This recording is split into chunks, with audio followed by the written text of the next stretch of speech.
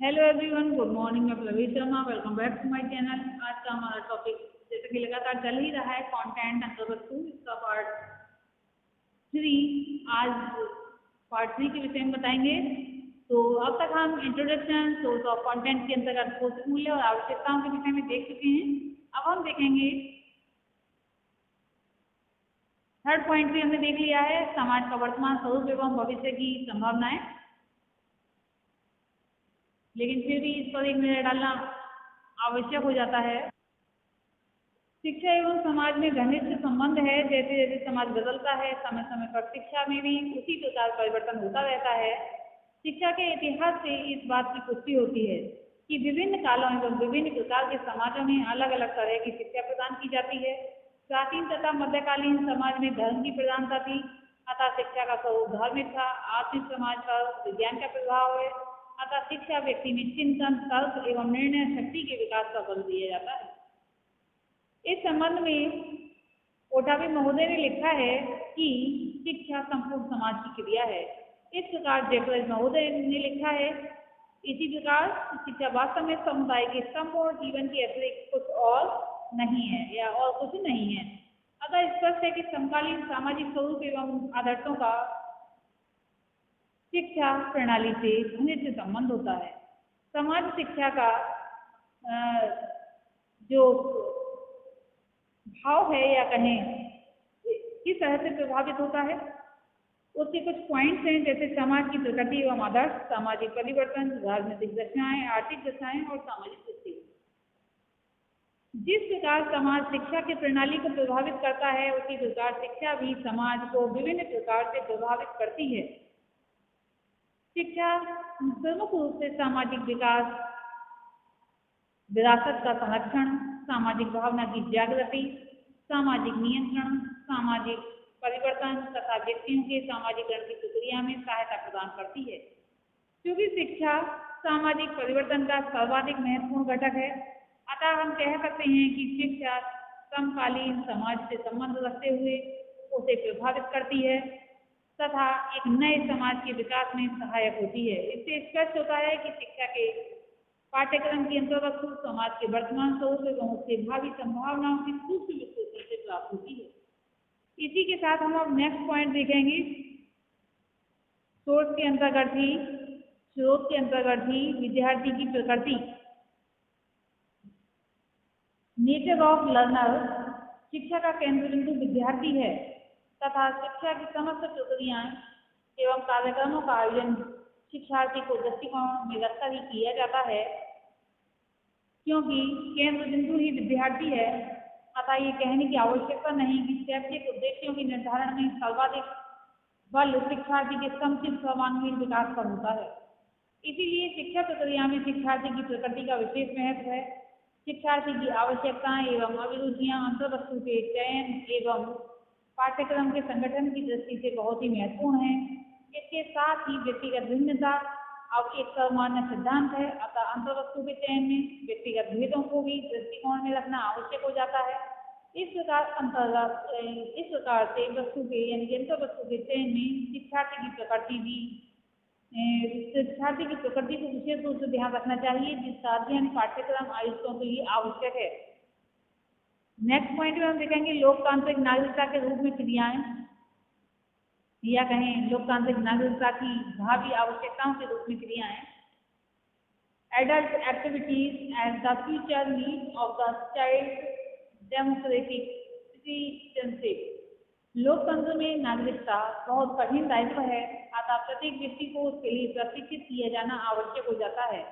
नागरिकता के लिए बहुत से मानसिक, सामाजिक एवं नैतिक गुणों की आवश्यकता होती है। शिक्षा के द्वारा बालकों को नागरिक जीवन के नियमों एवं धर्मों से परिचित कराया जाता है। इस संबंध में सबसे पहली आवश्यकता ये है कि नागरिक में स्पष्ट विचार करने की शक्ति हो, जिसमें वह सत्य व असत्य में अंतर कर सके, धर्मांधता और पक्षपातपूर्ण तथ्यों का या कहें बातों का अस्वीकार करने की शक्ति रख सके या उसमें शक्ति की क्षमता हो, अपने निष्कर्षों को वैज्ञानिक दृष्टिकोण से प्रमाणित कर सके। बालक में नागरिकता के इन गुणों का समावेश करने के लिए उसमें श्रवण क्रियाओं को या कहीं क्रियाओं का अनुकरण करने के लिए प्रोत्साहित किया जाना चाहिए। इसके लिए वाद विवाद, नाटक, भूमिका, अभिनय, कृत्रिम, अदालत, मतदान आदि चौड़ क्रियाओं को नागरिक से कराया जाना चाहिए। नागरिकता के विकास के शैक्षिक उद्देश्य की पूर्ति हेतु अंतर्वस्तु के चयन के लिए चौड़ क्रियाएं स्रोत का कार्य कर सकती हैं। अतः पाठ्यक्रम निर्माताओं को अंतर्वस्तु के चयन में इसका ध्यान रखना चाहिए। अब हम नेक्स्ट पॉइंट देखेंगे जनमत, पब्लिक ओपिनियन। शिक्षा व्यक्ति, समाज एवं राष्ट्र के उत्थान का प्रमुख साधन है।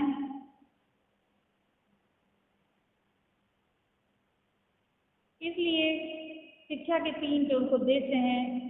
वैयक्तिक उद्देश्य, सामाजिक उद्देश्य, राष्ट्रीय। व्यक्ति का निर्माण समाज में ही होता है। कहें कि जो उद्देश्य 3 बताए हैं, व्यक्तिक उद्देश्य, सामाजिक उद्देश्य और राष्ट्रीय उद्देश्य। अब कहें आगे कि व्यक्ति का निर्माण समाज में ही होता है तथा समाज का विकास व्यक्तियों द्वारा होता है।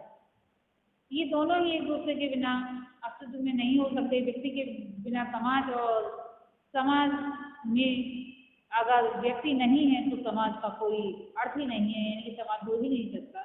अतः जनमत के अनुसार ही समाज अथवा राष्ट्र का निर्माण होता है। लोकतंत्र में तो जनमत ही सर्वोपरि है। जनमत समाज की आवश्यकता के अनुसार शिक्षा की व्यवस्था करने का प्रयास करता है। इसलिए शैक्षिक उद्देश्यों के निर्धारण में जनमत को महत्व दिया जाना चाहिए और दिया जाता है।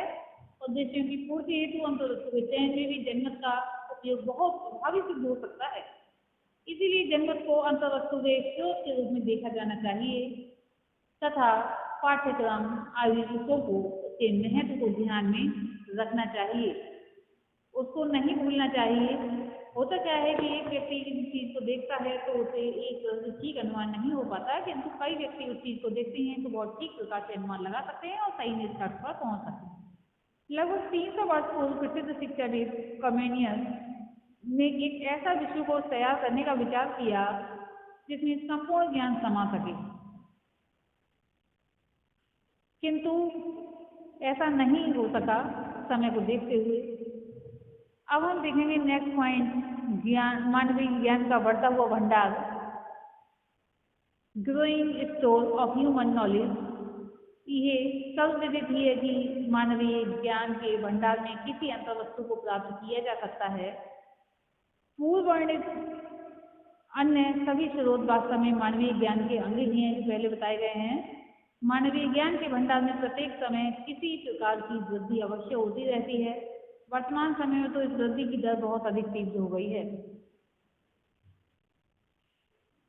लगभग 300 वर्ष पूर्व, जैसा कि बताया ही गया था, कमेनियस ने सभी ज्ञान को जो है एक विश्व को तैयार करने का सोचा, किंतु ऐसा नहीं हो पाया। जब भी उनकी आकांक्षा पूर्ण नहीं हो सकी, किंतु उस समय ये कार्य कठिन होते हुए भी असंभव नहीं माना गया था, क्योंकि जैसे जैसे समय बीतता जा रहा है ज्ञान भी बढ़ता जा रहा है।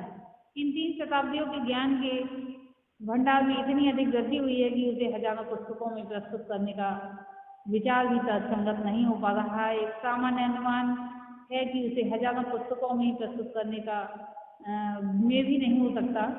एक अनुमान के अनुसार 1901 में जितना ज्ञान था वह 1950 में दुगना हो गया। 1950 के बाद प्रत्येक 10 वर्ष में पुनः दुगना होता जा रहा है।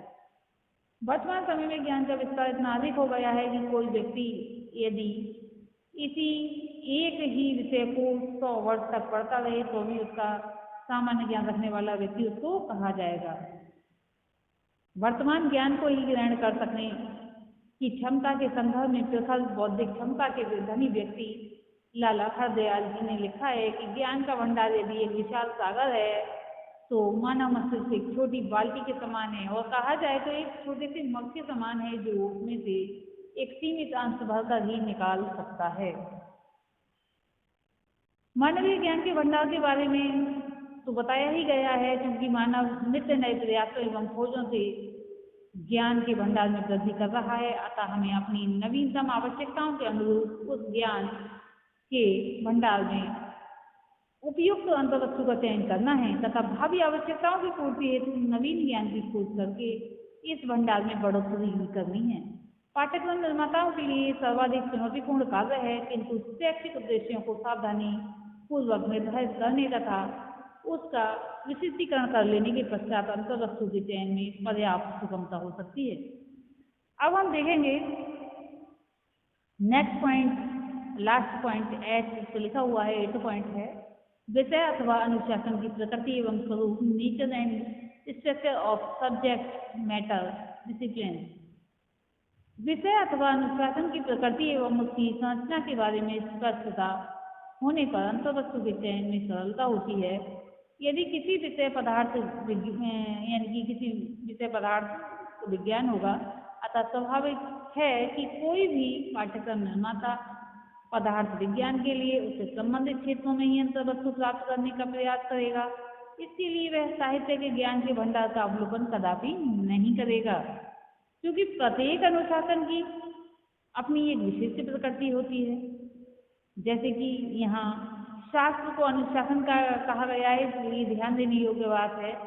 शास्त्र और शास्त्र के अंतर्गत ही विषयों की समझ ये विषय है। विभिन्न अनुशासन क्षेत्रों में पाठ्यवस्तु ये कहें और पाठ्यवस्तु के अंतर्गत हम अंतर्वस्तु देख रहे हैं।